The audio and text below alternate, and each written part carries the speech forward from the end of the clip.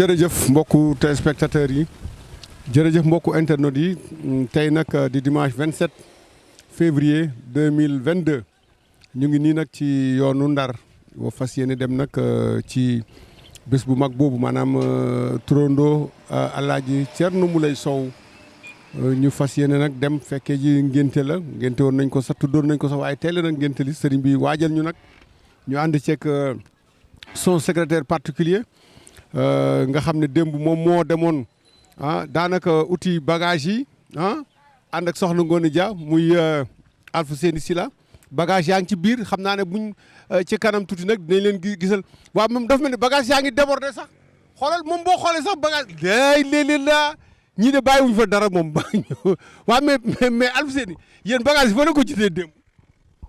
waaw macha allah grand Aziz maa ngi nuyu yëpp di jiitoo nuyu bloc Khalifa général El Hadj Thierno Moulay Sow le roi de la médecine traditionnelle du monde le king of the king di nuyu la princesse madame Sow la reine di ko ziar di nuyu prince Moulay di ko ziar di ko ñaanal jàmm bu baax baax macha allah vraiment di amati kontaan ak bette tey ñu ngi si yoon dara macha allah dafa am sëriñ bi doon ñaanal boo macha allah mu am doom léegi noonu bu mu amee doom bi vraiment mu tuddee ko sëriñ bi. sëriñ bi jox ñu xaalis yu bari démb macha allah man ak soxna Ngoné Dia ñu dem marché ñu dugg lépp macha allah plus de 250 000 jox nañ ko vraiment ñu dem marché ñu dugg ji donc ñu def valise mu ne ma léegi dem lay yóbbul ma sama valise sama turandoo bi macha allah foofu la ñu dem nii macha allah nañu yaan yàlla suñu borom rek nañ ko yàlla fekkee jàmm ñu yegg si jàmm incha allah si barki yeneen bi sallallahu alayhi wa sallam. waaw mais yéen mais Alpha Séni yéen fi dafa fees ba. maal bi mënul tëju xool wanal ma maal bi yow xoolal lii. non avec Khalifa général moom tout est possible quoi xam nga sëriñ bi moom. macha allah vraiment borom teranga la quoi. macha allah ndax moom rek ngay gis ne vraiment sëriñ bu nga xamante day faj di yeete macha allah di def social. parce que ndaw si bu mu fajoon ndaw si muy war a yóbbul valise bi. moom moo waroo yëg parce que moom amoon na jafe-jafe si wàllu sëyam. munul am ay njaboot macha allah sëriñ bi ñaanal ko mu am njaboot. xam nga ne moom moo waroon dolli sëriñ bi ndax vraiment sëriñ bi defal na ko mu gis léegi noonu sëriñ bi moom koolul lool moom lu muy xool maanaam leen takk ko jóg bu dul liggéey yàlla ak yeneen bi donc mu def si valise yi mu ne ko dem leen seetal ma sama turandoo bi donc vraiment dara manqué wul lépp li yére boo 3 ans boobu da koy sol fii boo mu am 3 ans macha allah vraiment di sant yëpp nan di ñaanal yëpp jàmm macha allah. waaw ñuy fax rek am na koo xam ne moom sawar na ci yoon bi trop kooku nag caméraman la nekk ci kër gi moom ndax ndar la dëkk waaw ndar la dëkk alors muy Youssou Diallo mooy tey xam naa ne moom mooy nekk suñ guide mais nag kon xam naa ne bon ñu ngi fii ngaay fii mooy ngaay nag dañ ne bu ngaay neexee mexe moo tax waaw léegi nag dafa am benn affaire bu ndaw bu ñoon réglé dañ ko ba pare mais man balaa dara sax sama suñ chauffeur bi waaw mais kii moom chauffeur bees la de Samara na def sant bu baax alhamdulilah. yow yaay Alaaji oui man maa El Hadj. yaa nekk ci volant bi. maa nekk ci volant bi de gis. yow est-ce que mun nga dem Ndar yow.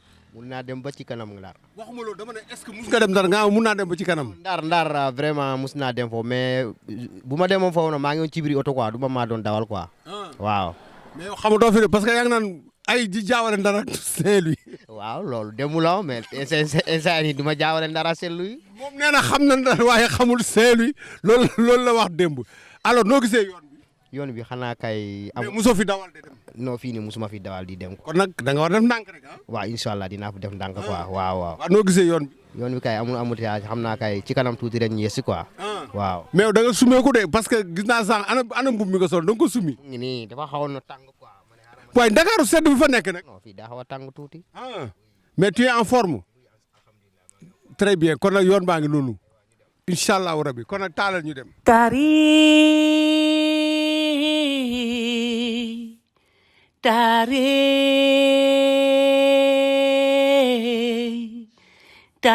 Tare Doomu Gaynde Njaay ji masalibana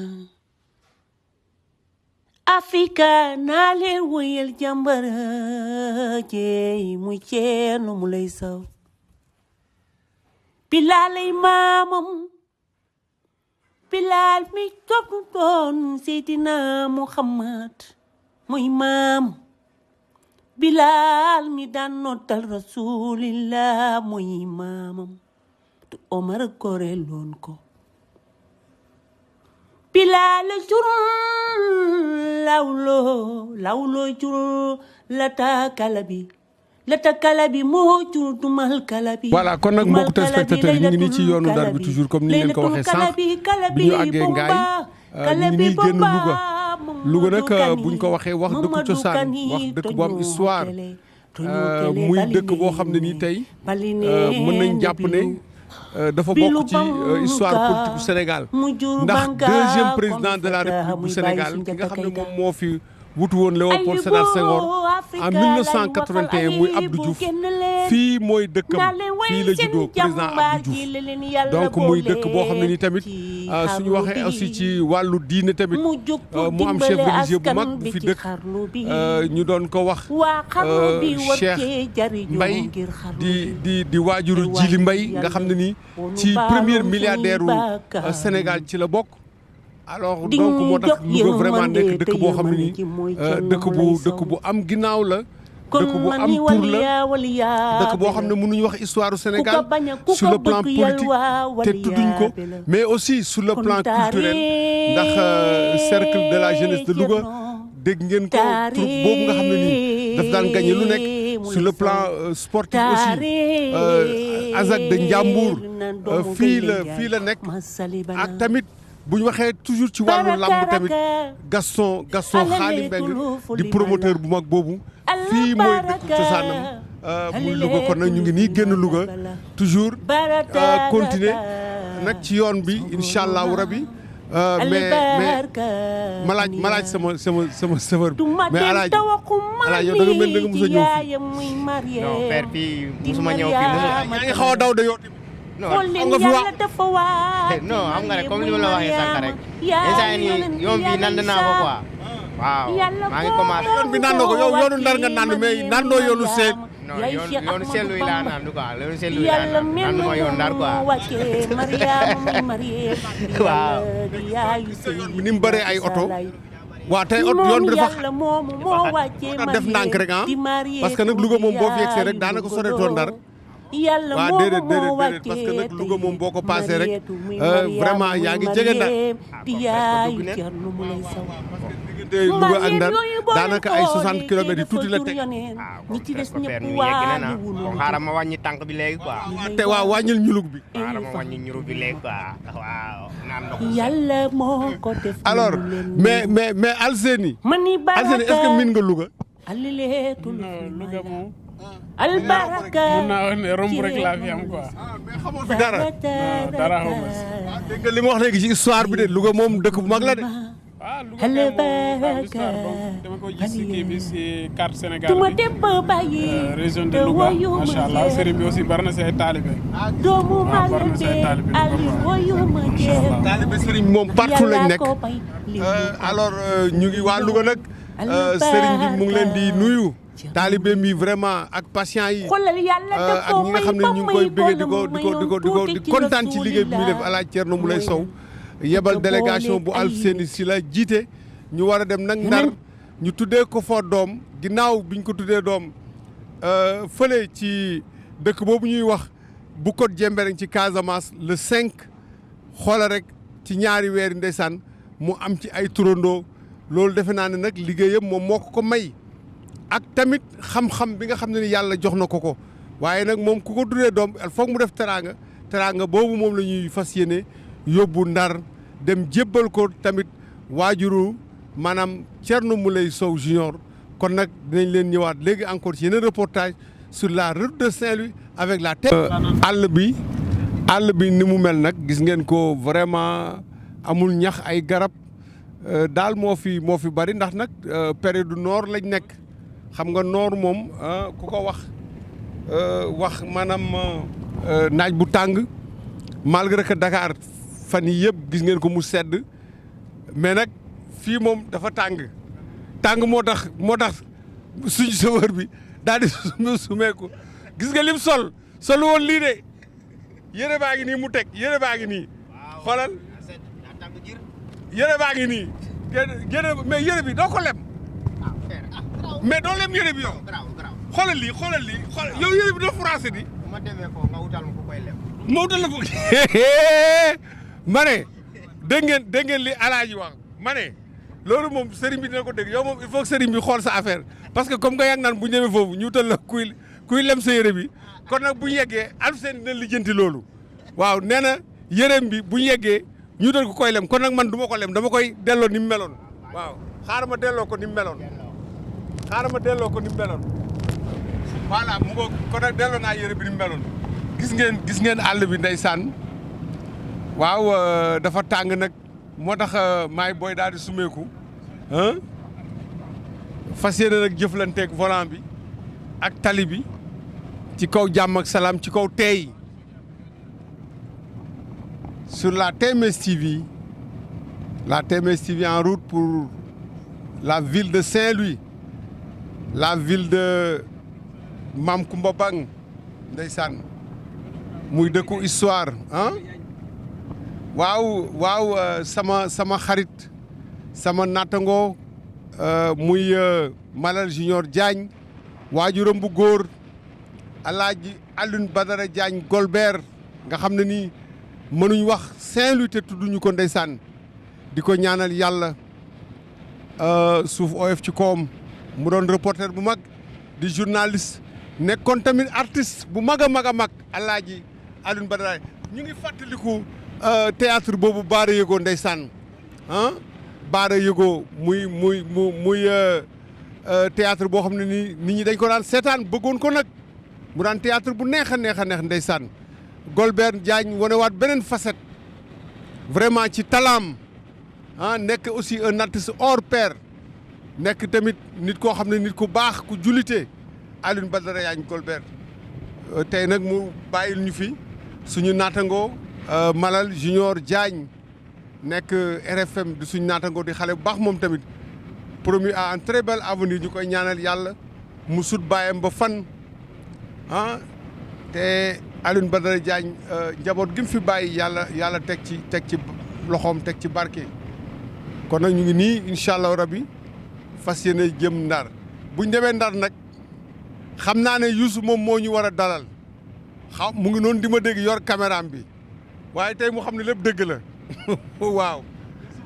waaw il paraît que nag d'après léegi bi président Alfousseyni wootee fañ war a dal Guet Ndar la waaw Guet Ndar lañ war a dem koñu Braya nag ñëpp xam nañ ko ci politique mu nekk une personnalité du paysage politique de la ville de Saint-Louis mais Youssou moom nee na xam na Guet Ndar xam na aussi Braya koñ bañ jëm léegi nag dama koy wax rek ne ko na fexe ba buñ demee foofu du naan non c'est que fii dama fi géej wala koñ ba la nii nee nangam duñ laaj kenn te bëgg nañ mu yóbbuñu ba ci buntu kër ga parce que moom mooy ne ndar bi bañ nañ ko buñ koy présenté dañ naan moom mooy ndar bi ci biir oto bi la ne xam naa Guet Ndar waaw muy dëkku pêcheur vraiment di ñuy ay nit yu baax di ay góor di ay julit vraiment ñu bëgg liggéey waa Guet Ndar yi tey ñoom ñoo ñu fas yéene dalal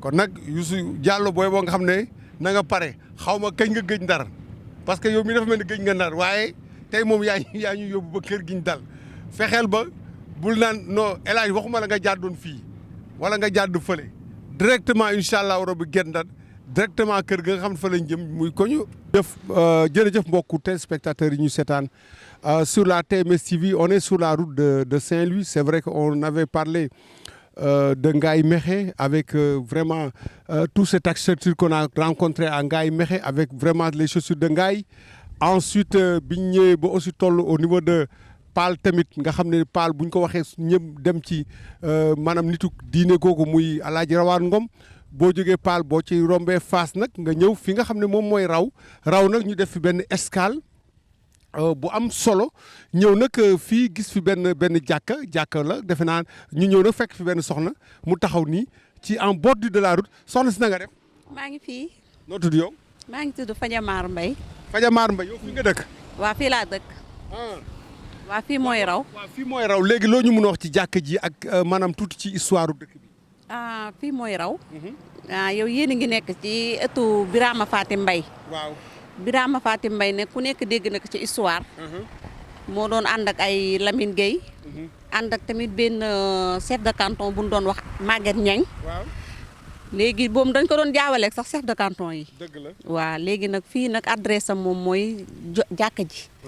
waaw parce que moom nitu. jàkka ji kan moo ko fi defoon moom. moom magam may sa bi. magam may sa bi nga mbay. moo ko fi defoon. ndeysaan. mais xam nga tur yàllaa kay maye. dëgg la. bi ko fi magam defee moom la ma ay chance bi. ci moom la am mu siiw. dëgg la ci ayam la tombé. ci ayam la tombeel. Très bien. su ko defee mu siiw. léegi buur yi ku si ne jaar na fi seet si ko. sëriñ si tamit ku ne ñëw na seet si ko. moo doon xaritu sëñ Mansour Balxaw mi. waaw ak sëñ Cheikh Mbacke Gaynde Fatma. est-ce que léegi moom Cheikh Mbacke ñëw na ba fii ci kër gi. këru cosaan baa ngi nii. ñëw na ba fii seet si ko. waaw ñu bare jaar nañ fi. si histoire. kon daal mun nañ jàpp ne vraiment dëkk bi dëkk bu am histoire la maanaam ci diine ak ci culture aussi soxna si na nga def li soxna si wax loo ci noo tudd yow d'abord. man maa ngi tudd Ndeye Diop Mbaye. Ndeye Diop Mbaye. doon wax yaayam ak sama papa ñoo bokk ndey ak baay. lii mu la wax rek wax na lépp. loolu mu la wax loolu moo am. waaw kër cosaan la. fii mooy ëttu Birama Fatim Mbaye. kër may si Biga Mbaye. fii daal mooy raw. waaw waaw. waaw. jërëjëf merci. kër Fatim Mbaye. wax dëgg yàlla fii daal moom dëkku cosaan la daal waaw. Voilà, donc vous venez entendre en tout cas les révélations sur cette ville historique, Raw, avec bien sûr des érudits de l'islam, des figures emblématiques dans le cadre de la religion musulmane. Nga xam ne tey Raw dafa bokk ci histoire Sénégal dafa bokk aussi ci maanaam bu ñu waxee diine dëgg-dëgg dañ naan nañu def allusion vraiment à ces figures emblématiques yi nga xam ne dégg tudd nañ ko fi dans le monde dans le domaine de la culture mais aussi tamit dans le domaine de la religion. Alors donc loolu mooy Raw donc bu ñu jógee Paal wax naa ko léegi Fass ñëw Raw maintenant defe naa ne nag Ndar moom moo ci des. Voilà donc le reportage exclusivement réservé à une partie de ce trajet Dakar-Saint-Louis, l'escale que nous avons fait sur ces localités que vous venez de visiter. Et ensuite, nous continuons maintenant pour aller à Saint-Louis. À Saint-Louis, je le rappelais hier sur la TMS TV. Saint-Louis aussi, une ville d'histoire, parce qu'il faut le rappeler, Saint-Louis a été la première capitale du Sénégal, avant Dakar bien sûr. Ça aussi, l'information elle est très importante.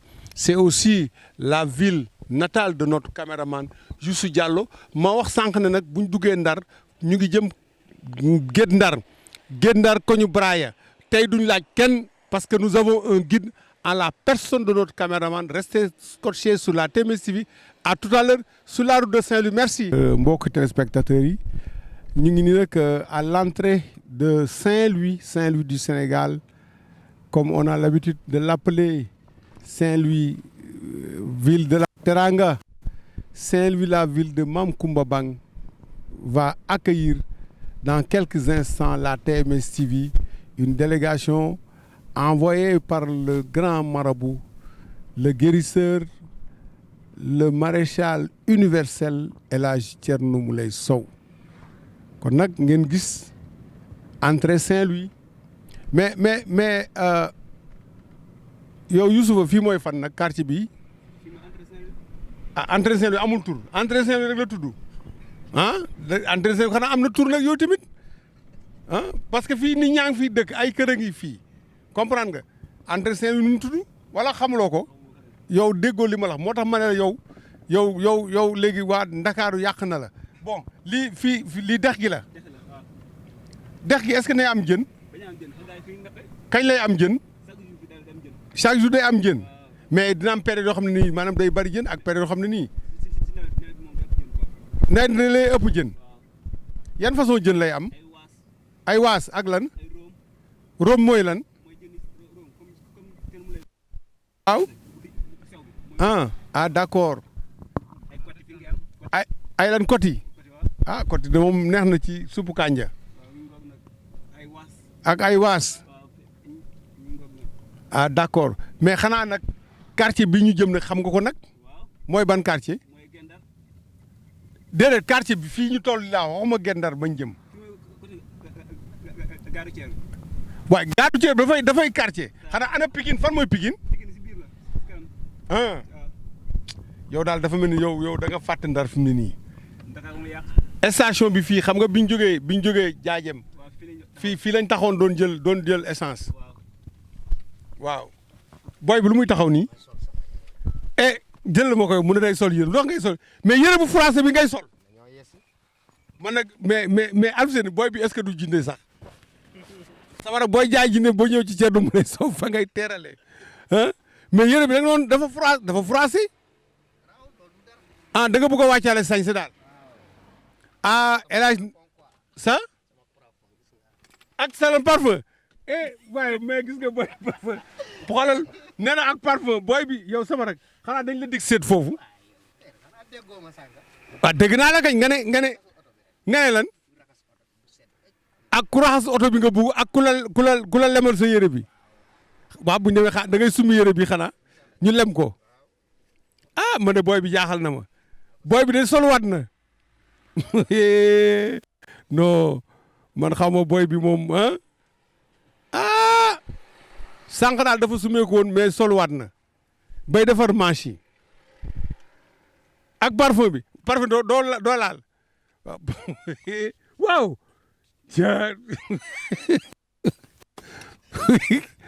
oto baa ngi xeeñ ak parfum waaw parfum ne mbubb mi parfumé oto bi xam nga nag patron dafa bëgg parfum Thierno Moule Sow moom course geeg si jaade yeeg yére yeeg lépp ay parfum la ba bureau bu dugg see parfum lay njëkk a def ci bureau bi. Alors nous sommes présentement à Saint-Louis avec notre caméraman Saint-Louisien. nga ne ñu dem fan déet nañ jubal fële ba pare waa léegi fii nga ne fii mooy fan mooy buntu Pikine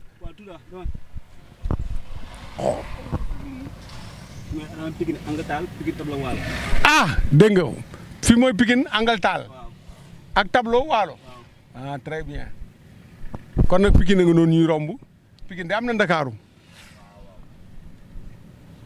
El Hadj am na donc nañ wax Pikine de Saint-Louis très bien pour mu gën a leer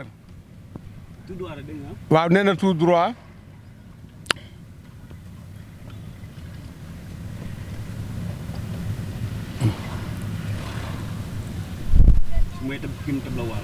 tableau waalo moo nekk nii waaw bëri ay jàkka ndeysaan xam nga nag dëkku diine la waaw seen maire ban Mansour Faye mu ngi liggéey mais sabara yow xanaa da ngay politique yow da ngay politique wala lan bayal bi rek la fi def moo tax nga ne mu ngi liggéey yow loo fi xam yow nekkatoo fi ba bari naan di juge Mansour Faye mais sabara yow mbaa da nga bëgg a dóor Mansour Faye fii lan la woon mu def foo nii rek nga ne mu ngi liggéey bon waaw baax na kon nag mu ngoog kon nag dégg ngeen ko nee na Mansour Faye mu ngi liggéey ndax def na fi benn bayal daal la xool ne mu ngi liggéey. jërëjëfati mbokku téléspectateurs yi kon nag ngeen gis ko nii muy le fameux pont Faidherbe ngi nii xam naa ne bon Youssou man xam naa ne bu ñu ma woowee sama wàcc mais Youssou ma laaj la benn question pont bi distance bi ñaata mètre la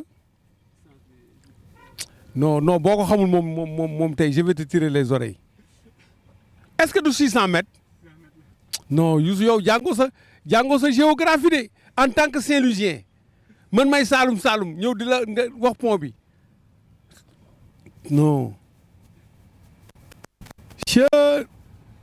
alors El Hadji fii mooy pont Faidherbe. waaw fii la. fii da nga ko daan gis ci photo rek. bu baax sax photo rek laa ko doon gis quoi. waaw. mus naa romb fii na mais ci biir oto laa nekkoon quoi mais du man maa doon dawal quoi. ah yaa doon daw mais tey moom yaa ngi ci biir oto di dawal. waaw tey moom maa ngi ci biir oto bi. mais est-ce que xam nga ne pour la petite histoire pont bi dafa ubbeeku xam nga loolu. waaw loolu am na kay waaw. yow donc mos a gis nga loolu am na. musuma ko gis. voilà donc gis ngeen waa dafa mel ni fii dafa am ay travaux ah ma ne ko dafa mel ni dafa am ay travaux.